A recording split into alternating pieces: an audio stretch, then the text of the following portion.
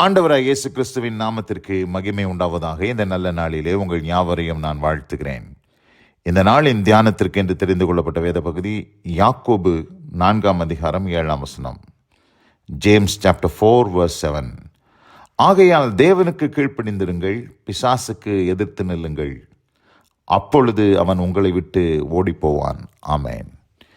பிரியமானவர்களே, நான் வாசிக்க கேட்டதான் இந்த வார்த்தையிலே அப்போஸ்தலனாகிய யாக்கோபு இங்கே 2 காரியத்தை சொல்லுகிறார்.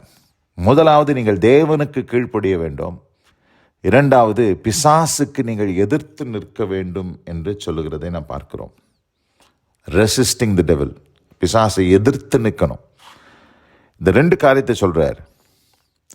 இன்னைக்கு அநேகருக்கு பிசாசு அப்படின்னு சொன்னாலே பயந்து போய் வாழக்கூடிய அநேக கிறிஸ்தவரை நாம் பார்க்கிறோம். பிசாசு, பேய், சாத்தான் அப்படின்னு சொன்னாலே இன்னைக்கு நடுங்கக்கூடிய அநேக கிறிஸ்தவர்களை பார்க்கிறோம். அப்படி இருக்கும்போது எப்படி எதிர்த்து நிற்கிறது? எதிர்த்து நிற்க மாட்டாங்க. அவனுக்கு பயந்து பயந்து வாழ பாருங்க, அவன் அதிகமாக அவர்களை துரத்துவான். அதிகமாக அவர்களுடைய வாழ்க்கையில் அவன் நுழைந்து பல காரியங்களை செய்கிறவனாக இருக்கிறான் என்பதை நாம் புரிந்து கொள்ள வேண்டும். அப்போ என்ன செய்யணுமா? தேவனுக்கு நாம் கீழ்ப்படியணும். ரெண்டாவது, பிசாசுக்கு எதிர்த்து நிற்கணும். இதை செஞ்சோம்னா அவன் உங்களை விட்டு ஓடி போவான் என்று போட்டிருக்கு. ஓடி போவான், நடந்தெல்லாம் போக மாட்டான், ஓடி போவான். He will flea from you. அவன் உங்களை விட்டு ஓடி போவான், பறந்து ஓடிடுவான். இன்னொரு டிரான்ஸ்லேஷனில் போட்டிருக்கு, he will flea from you in terror. அவன் டெரரில் ஓடுவான், அப்படியே பயந்து கலங்கி அடித்து ஓடுவான் அப்படின்னு போட்டிருக்கு. அப்போ இந்த சத்தியத்தை நம்ம புரிந்து கொண்டு நம்ம சாத்தானை எதிர்த்து நிற்கிறவர்களாய் இன்றைக்கு கர்த்தருடைய பிள்ளைகள் மாற வேண்டும். நம்ம ரெசிஸ்ட் பண்ணணும். அதுதான் சபைக்கு ஆண்டவர் கொடுத்துருக்கிற ஒரு வேலை. அதை செய்யாமல் போனோம்னா பிசாசு நம்மளை எதிர்ப்பான். மத்தேயு சுவிசேஷம் 16:18 இந்த கல்லின் மேல் என் சபையை கட்டுவேன், பாதாளத்தின் வாசல்கள் சபையை மேற்கொள்வதில்லை என்று ஆண்டவர் ரொம்ப தெளிவாக சொல்லியிருக்கிறார்.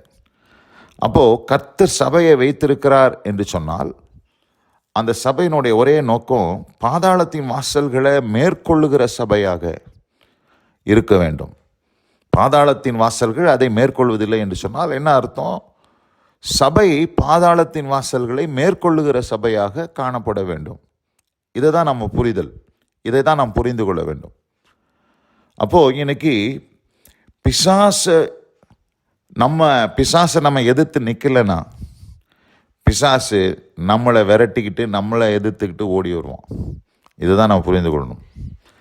சில நேரத்தில் பாருங்கள், நம்ம ரோட்டில் போகும்போது நாய் பயங்கரமாக குலைச்சிட்டு ஓடி வரும், பின்னாடியே ஓடி வரும். நீங்கள் ஓடுனீங்கன்னு வைங்களேன், உங்களை இன்னும் துரத்தும், ஓட துரத்தும். ஆனால் நின்று திரும்பி பார்த்து அதை நீங்கள் கடிந்து கொள்ளும்போது அந்த நாய் அப்படியே சைலண்ட் ஆகி திரும்பி ஓடிடும். அதுதான் உண்மை.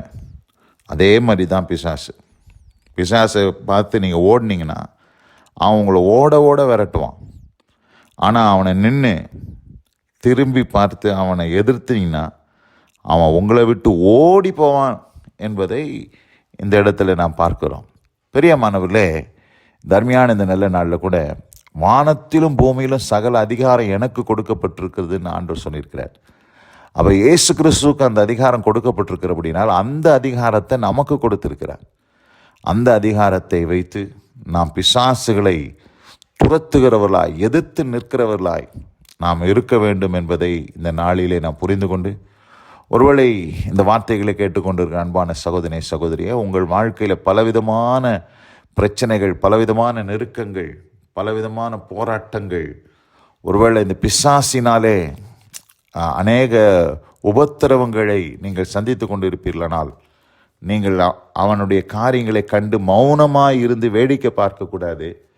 அவனை எதிர்த்து நில்லுங்கள், அவன் உங்களை விட்டு ஓடி போவான் என்று சொல்லப்பட்டிருக்கிறதை நாம் பார்க்கிறோம். ஆனால் பழைய ஏற்பாட்டின் நாட்களில் பார்க்கும்போது அப்படி இல்லை. ஆண்டவர் தான் பிசாசை துரத்தினார். ஆண்டவர் பாருங்கள், பழைய ஏற்பாட்டின் நாட்களில் இந்த அதிகாரத்தை மனுஷர்களுக்கு கொடுக்கல. சகரியாவின் தீர்க்க தரிசன புஸ்தகம் 3 முதல் 2 வசனங்களை வாசிக்கிறேன். அவர் பிரதான ஆசாரியனாகிய யோசுவாவை எனக்கு காண்பித்தார். அவன் கர்த்தருடைய தூதனுக்கு முன்பாக நின்றான். சாத்தான் அவனுக்கு விரோதம் செய்ய அவன் வலது பக்கத்திலே நின்றான். அப்பொழுது கர்த்தர் சாத்தானை நோக்கி, கர்த்தர் உன்னை கடிந்து கொள்வாராக. சாத்தானே, எருசலேமை தெரிந்து கொண்ட கர்த்தர் உன்னை கடிந்து கொள்ளுவாராக என்று இங்கே ஆண்டவர் சாத்தானை கடிந்து கொள்றார். ஆனால் அங்கே பிரதான ஆசாரியனாகிய யோசுவாவுக்கு அந்த அதிகாரம் இல்லை. சாத்தானே, போ சாத்தானே, என்கிட்ட நிற்காத அப்படின்னு எதிர்க்கிறதுக்கு அதிகாரம் கொடுக்கப்படலை.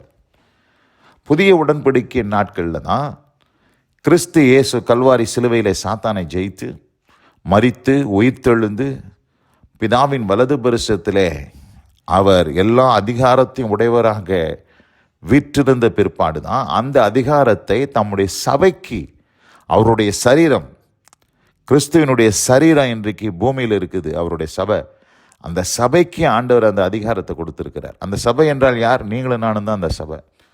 இன்றைக்கு ஆண்டவர் உங்களுக்கும் எனக்கும் தான் அந்த அதிகாரத்தை கொடுத்துருக்கிறார். பழைய ஏற்பாட்டில் கொடுக்கப்படாத அதிகாரத்தை புதிய ஏற்பாட்டில் ஆண்டவர் கொடுத்துருக்கிறது நோக்கம் நீங்களும் நானும் தான் விரட்டணும். நம்ம உட்காந்து கர்த்தர் உன்னை கடிந்து கொள்வாராக சாத்தானே என்று சொல்லி சாத்தானை கர்த்தர் கடிந்து கொள்வார், ஆண்டவர் விரட்டுவார் அப்படி நம்ம உட்காந்துட்டு இருக்கவே முடியாது. அந்த அதிகாரத்தை உங்ககிட்டையும் என்கிட்டையும் ஆண்டவர் கொடுத்துட்டதுனால நம்ம தான் சாத்தானை விரட்டுகிறவராய் இருக்க வேண்டும் என்பதை நாம் புரிந்து கொள்ள வேண்டும். மார்க்கு சுவிசேஷம் 16ஆம் அதிகாரத்தில் நாம் வாசிக்கும் போது விசுவாசிக்கிறவர்களால் நடக்கும் அடையாளங்கள் என்று பார்க்கிறோம். 17ஆம் வசனத்தை வாசிக்கிறேன். விசுவாசிக்கிறவர்களால் நடக்கும் அடையாளங்கள் யாவன, என் நாமத்தினாலே பிசாசுகளை துரத்துவார்கள். பாருங்க, விசுவாசிக்கிறவர்களால் நடக்கும் அடையாளங்கள் என்ன? நீ விசுவாசி அப்படின்னு சொன்னீங்கன்னா உங்களுக்கு ஒரு அடையாளம் இருக்கும். என்ன அடையாளம்? பிசாசுகளை துரத்துவீர்கள். ஆனால் இன்னைக்கு பேர் விசுவாசி, ஆனால் பிசாசுக்கு பார்த்து பயந்து ஓடுகிற அநேக கர்த்தருடைய பிள்ளைகளை இன்றைக்கு நாம் பார்க்க முடிகிறது. நாம் அப்படிப்பட்டவர்களாக இராதபடிக்கு தேவனுக்கு கீழ்ப்படிந்து பிசாசுக்கு எதிர்த்து நிற்கும் பொழுது நிச்சயமாகவே அவன் உங்களை விட்டு ஓடிப்போவான் என்பதில் எந்த சந்தேகமும் இல்லை. ஆதலால் அவனால் வரக்கூடிய அநேக போராட்டங்களை கண்டு நீங்கள் வேடிக்கை பார்த்து கொண்டிராமல் அவனை நீங்கள் கடிந்து கொள்ளும் பொழுது, அவனை எதிர்த்து நிற்கும் போது அவன் உங்களை விட்டு ஓடிப்போவான் என்பது நிச்சயம். அதை நாம் புரிந்து கொண்டு இந்த சத்தியத்திற்கு கீழ்ப்படிய தேவன் நமக்கு கிருபை செய்வாராக. இந்த வார்த்தைகளை கேட்ட ஒவ்வொருவரையும் கர்த்தர் தாமே ஆசீர்வதிப்பாராக. God bless you all. Amen. Amen. நாம் ஜெபிப்போம். எங்கள் அதிகமாய் நேசிக்கிற எங்கள் அன்பின் பரலோக பிதாவே, நாங்கள் தியானிக்க கேட்ட இந்த வார்த்தையின்படி தேவனுக்கு கீழ்ப்படிந்து பிசாசுக்கு எதிர்த்து நின்று ஆண்டவரே அவன் எங்களை விட்டு ஓடி போக கர்த்தர் நீர் எங்களுக்கு வழிகாட்டினீர். இந்த வார்த்தைகளை எங்களுக்கு போதித்தீர், அதற்காக நன்றி. பழைய உடன்படிக்கையின் காலத்திலே கர்த்தர் தான் சாத்தானை கடிந்து கொண்டார். ஆனால் புதிய உடன்படிக்கை நாட்களிலே சாத்தானை மேற்கொள்கிற அதிகாரத்தை நீர் எங்களுக்கு தந்திருக்கிறீர். அதற்காக நன்றி ராஜா. ஆண்டவர் வசனம் கேட்ட பிள்ளைகள் ஒவ்வொருவருக்கும் அப்படிப்பட்ட அனுபவத்தை தந்தரலும். இயேசு கிறிஸ்துவின் வல்ல நாமத்தில் பிதாவே. ஆமென். ஆமென்.